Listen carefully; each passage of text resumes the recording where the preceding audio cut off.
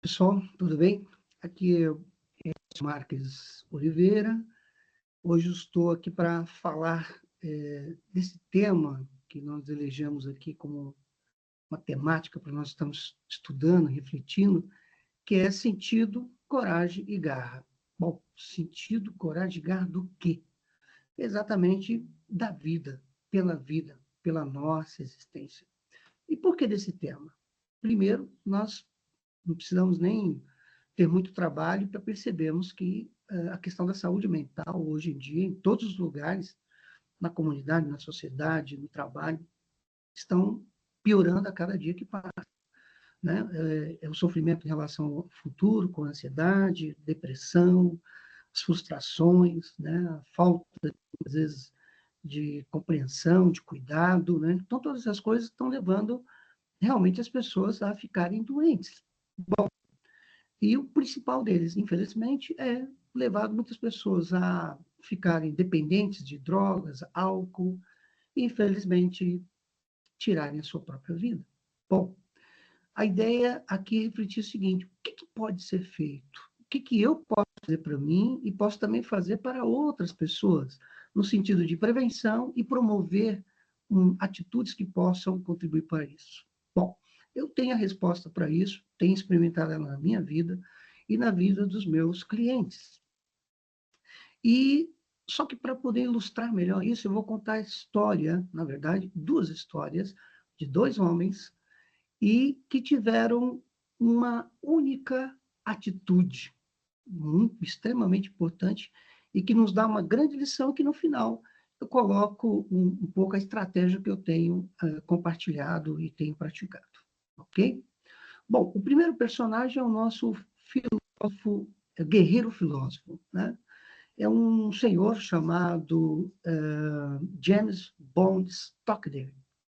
O Stockdale foi um aviador, um piloto de jato da Marinha Norte-Americana, que teve toda uma carreira brilhante e também foi um filósofo, né? Foi mestre em filosofia e principalmente se especializou na filosofia estoica, em Epiteto, né? E tinha como princípio estudar isso e praticar isso no seu dia a dia. E uma questão muito importante, que um fato ocorreu em que ele teve que, sim, colocar mesmo e com muita prática esse processo. O fato foi que, no início da Guerra do Vietnã, em 64, ele, juntamente com outros colegas, fazendo um voo de reconhecimento sobre a área de Hanoi, no Vietnã, foram abatidos e os seus aviões destruídos, né? Alguns conseguiram sobreviver, conseguiram ejetar o paraquedas, e nisso que ele estava já descendo, ele já começou a exercer aí o princípio do que ele chamou de tríade do guerreiro. Qual que é? Tranquilidade, desmedo e liberdade. Né? Tranquilidade, que ele sabia do horror que ele iria enfrentar. Ele exerceu o que os estoicos chamam de visão negativa. Não é que você deseja o negativo, mas você visualiza de maneira realista o que você vai poder enfrentar. E com isso você se prepara internamente para ultrapassar e sobreviver àquele processo. E foi assim, ele desceu, no que ele desceu já foi recepcionado de maneira bem agressiva pelos soldados vietnamitas. Ele relata que ele foi arrastado para a floresta, né, quase que semi-morto, sem nenhum medicamento, sem nenhum cuidado. Ele e os colegas ficaram acorrentados, ficavam em situações salubres, alimentação horrível, pressão psicológica horrível, principalmente que era de alta patente, e ele, né, foi torturado, né, para poder ter informações estratégicas. Né? E ocorreu que o Stockdale ele achou que ele ia ficar ali, se preparou para ficar 4 anos, mas, na verdade, ficou 7 anos e meio. E foi terrível. E só com muita diplomacia, muita pressão internacional, eles foram libertos.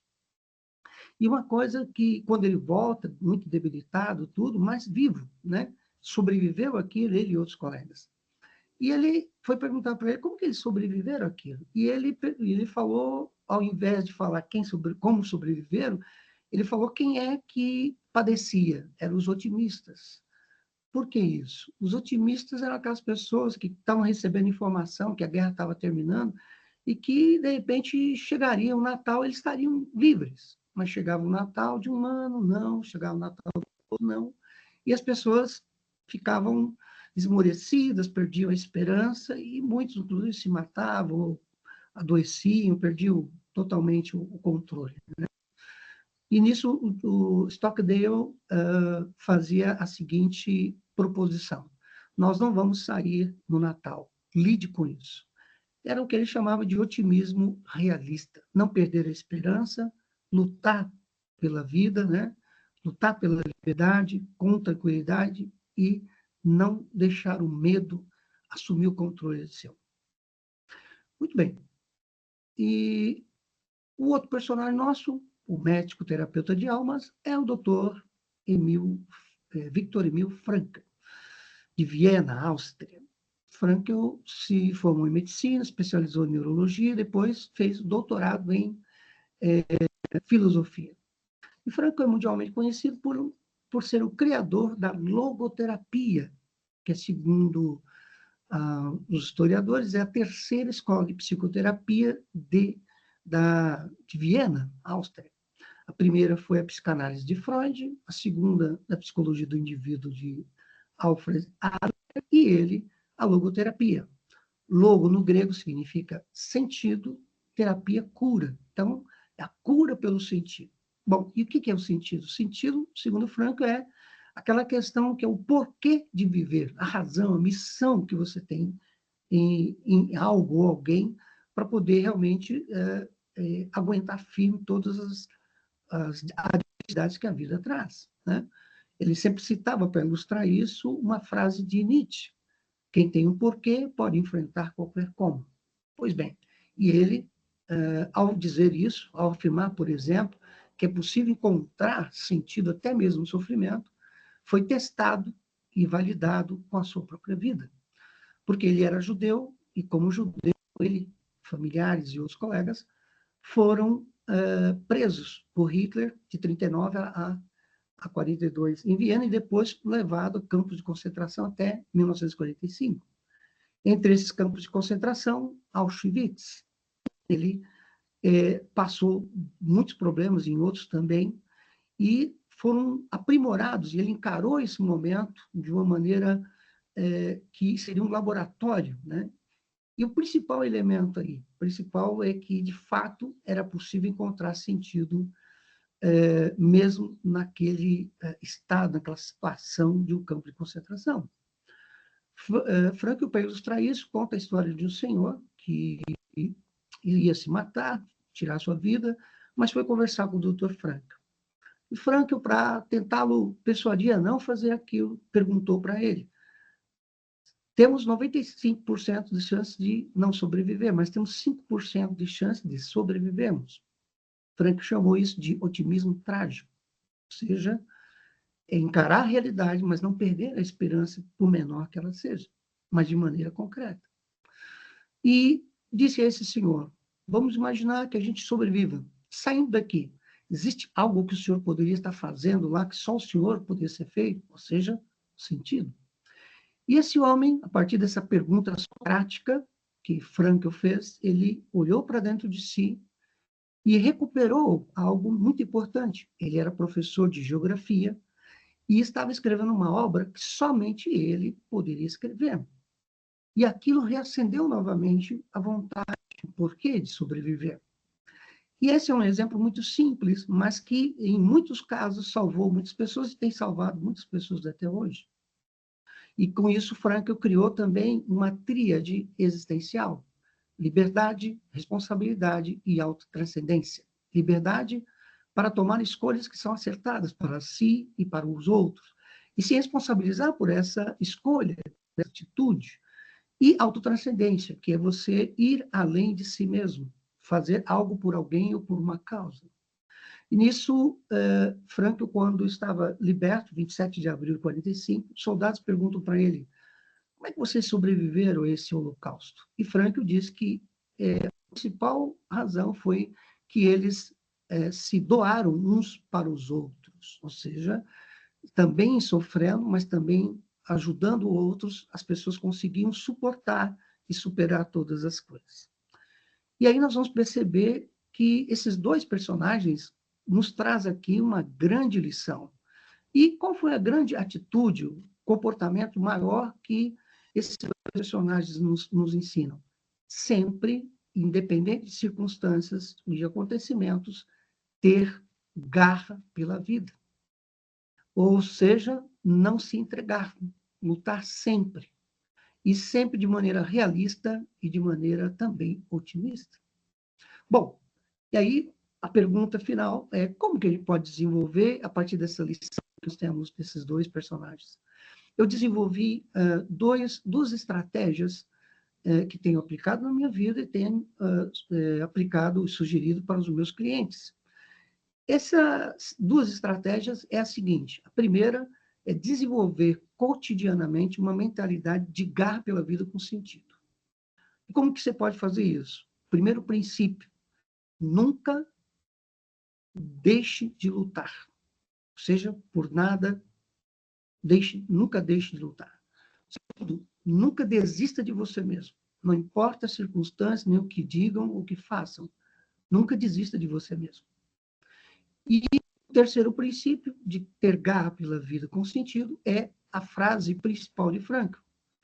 Sempre diga sim à vida, apesar de tudo. E quando você consegue alimentar e criar essa mentalidade de garra pela vida, aí você tem que ter uma atitude cotidiana também, junto com esse princípio, que é de autocuidado autêntico. Por que autocuidado autêntico? Porque muitas vezes, quando se fala em autocuidado, a pessoa acha que assim, é de mim mesmo, o resto que se exploda. Não é isso. Dentro do princípio da liberdade, responsabilidade e autotranscendência, autocuidado significa cuidar de mim para também ajudar a cuidar de outros. E como é que eu faço isso? Para comigo e também compartilhando isso com outras pessoas.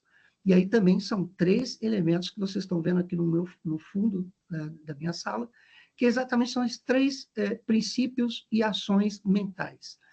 A primeira delas é, independente do que esteja ocorrendo, acolha o momento. Não fique perturbado, não fique se lamentando, irritado, né? Acolha o momento. Aceite aquele momento e tente, com serenidade, pensar no que você pode aprender com isso e o que você pode fazer a partir desse momento. Ou seja, não fica ruminando o que é ruim, né? Tente se autodistanciar disso e crie uma mentalidade de acolhimento, de serenidade. O segundo é tentar discernir o que você tem controle e o que você não tem controle. E é claro, nós adoecemos, perdemos o controle quando queremos controlar o que não temos controle. E o que temos controle é aquilo que depende de mim. O que não depende de mim, eu não posso fazer nada.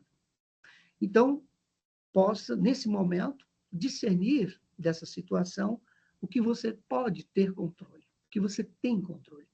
E, a partir daí, você faz um terceiro movimento, que é agir, tomar uma atitude. Em cima do quê? Do que você pode realmente fazer. Se você for ver, é exatamente isso que tanto o nosso guerreiro filósofo, como o nosso médico terapeuta de alma, fizeram. Né? Então, fica aqui essa dica e essa estratégia muito importante para fazer com você, fazer isso e passar isso para outras pessoas.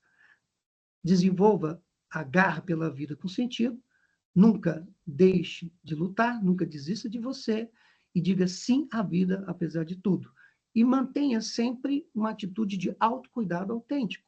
Acolha o momento, discerna o que você tem controle e haja sobre aquilo que você tem controle. Encerro essa palestra com uma frase fantástica de Frankl, que é: não somos vítimas das circunstâncias ou do destino, mas somos vítimas das nossas escolhas. Então, vamos fazer escolhas garra pela vida com sentido e de autocuidado para si e para os outros. Muito obrigado pela sua atenção e até um outro momento. Um abraço, até mais.